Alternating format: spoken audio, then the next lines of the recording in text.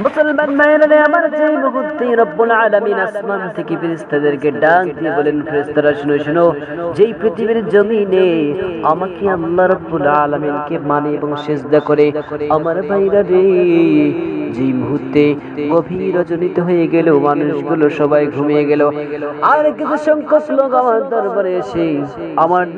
দরবারে এসে নামাজের বিষয়ে মুসল্লাই করে আমার দরবারে ডাকতে থাকে গভীর রজনীতে। ও ফেরেশতারা, তোমরা সাক্ষীরা করে পৃথিবীর কোনো মানুষকে দেখানোর জন্য নয়, পৃথিবীর কোনো লোককে দেখানোর জন্য নয়, শুধুমাত্র কেবলমাত্র আমাকে রাজি খুশি করার জন্য এই বান্দা গভীর রজনীতে আমার দরবারে ছুটে এসেছে।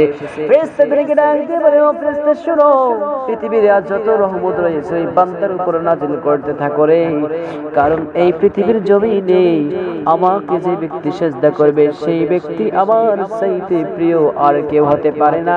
চিৎকার দিয়ে বলুন সুবহানাল্লাহ।